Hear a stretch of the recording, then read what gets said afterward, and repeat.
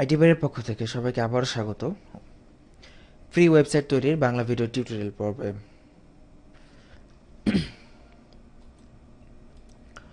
গত পর্বে আমরা আমাদের ডোমেইন হোস্টিংটি রেজিস্টার করেছিলাম এবং আমাদের ওয়েবসাইটটিকে অনলাইনে আমরা নিয়ে এসেছি।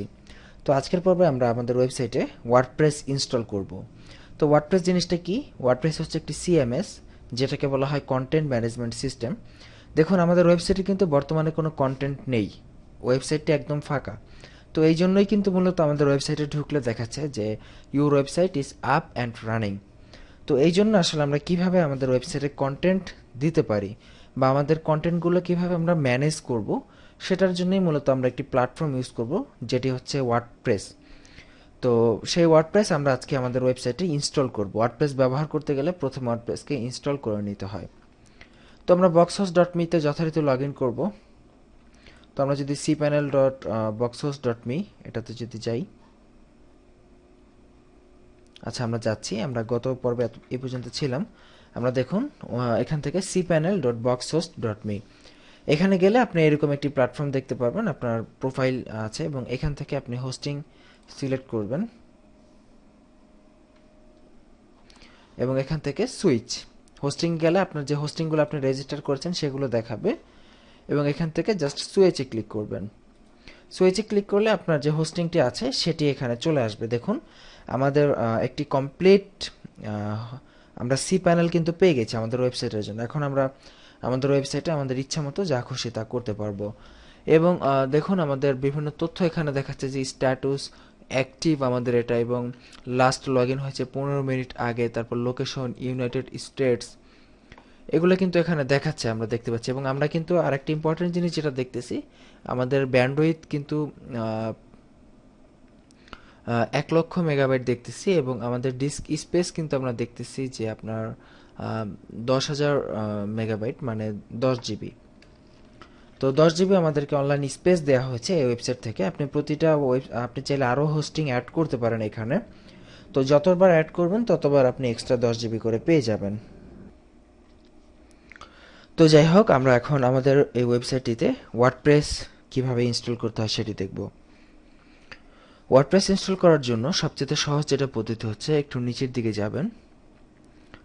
নিচের দিকে গেলে এখানে আপনি অটো ইনস্টলার নামে একটি অপশন দেখতে পারবেন। এই যে দেখুন, এই সেকশনটাতে আপনি এখানে এই ওয়েবসাইট নামক যে সেকশন আছে এইখানে আপনি অটো ইনস্টলার এই অপশনটি দেখতে পাবেন। তো এখানে আমরা ক্লিক করব অটো ইনস্টলার। এখান থেকে আমরা অটোমেটিক আমাদের ওয়েবসাইটে ওয়ার্ডপ্রেস ইনস্টল করে নেব। তো অটো ইনস্টলারে ক্লিক করার পর আমরা দেখতেছি এখানে কিন্তু অনেক ধরনের সিএমএস আছে, যেখানে আমরা বিভিন্ন রকম বিষয় আমরা ইনস্টল করতে পারি। ওয়ার্ডপ্রেস আছে দেখতেছি এখানে, ওয়ার্ডপ্রেস, তারপর ওপেন ব্লক, তারপর বাডি প্রেস, তারপর আরও হাবিজাবি অনেক কিছু আছে। এবং নিচের দিকে আমরা আরও অনেক সিএমএস প্ল্যাটফর্ম দেখতেছি, যে জুমলা একটা সিএমএস, ম্যাম্বো, তারপর দ্রুপাল ইত্যাদি, পিক ইত্যাদি বিভিন্ন সিএমএস আছে। তো ওয়ার্ডপ্রেস সিএমএসও বলা হয়, ওয়ার্ডপ্রেসকে আবার ব্লগও বলা হয়। তো মেইনলি ওয়ার্ডপ্রেস দিয়ে সাধারণত ব্লগ সাইটই করা হয়, তবে ইদানিং ওয়ার্ডপ্রেস দিয়ে ব্লগ সাইটের পাশাপাশি আরও নানা ধরনের সাইট করা হয়ে থাকে। তো যাই হোক, আমরা ওয়ার্ডপ্রেস আমরা এখানে ক্লিক করছি। তো ওয়ার্ডপ্রেস এখন আমরা ইনস্টল করব। ইনস্টল করার জন্য আমাদের এখানেই থাকবে অ্যাকচুয়ালি, যে মানে আমাদের মেইন যে ডিরেক্টরি আইটিবাড়ি টিউটোরিয়ালস.tk, এখানেই ওয়ার্ডপ্রেস ইনস্টল হবে। এবং অ্যাডমিনিস্ট্রেটিভ ইউজার নেম আমরা অ্যাডমিন ইউজ করলাম, এবং এখানে আমরা অ্যাডমিনিস্ট্রেটিভ পাসওয়ার্ড আমরা পাসওয়ার্ড কি ইউজ করতে পারি, যেমন আমরা আইটি বাড়ি আমরা 123 একটা পাসওয়ার্ড দিয়ে দিলাম। ইনস্টল ওয়ার্ডপ্রেস, ওকে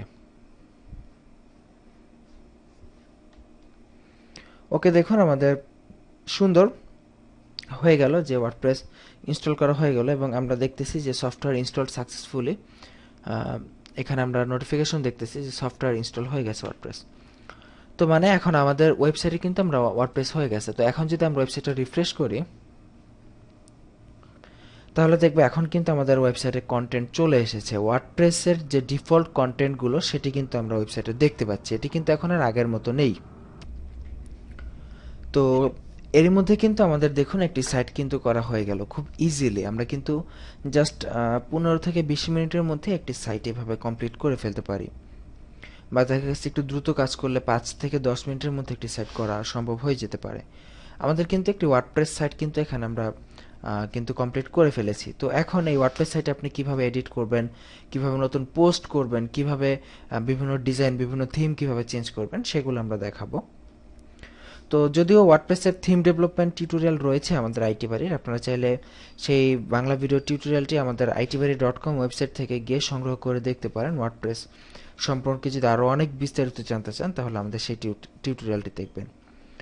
তো ভালো থাকবেন সবাই, আজ এই পর্যন্তই রইল। ইনশাল্লাহ আমরা আগামী পর্বে ওয়ার্ডপ্রেসের আরও বেশ কিছু জিনিস নিয়ে দেখব। তো তার আমন্ত্রণ জানিয়ে এখানে বিদায় নিচ্ছি।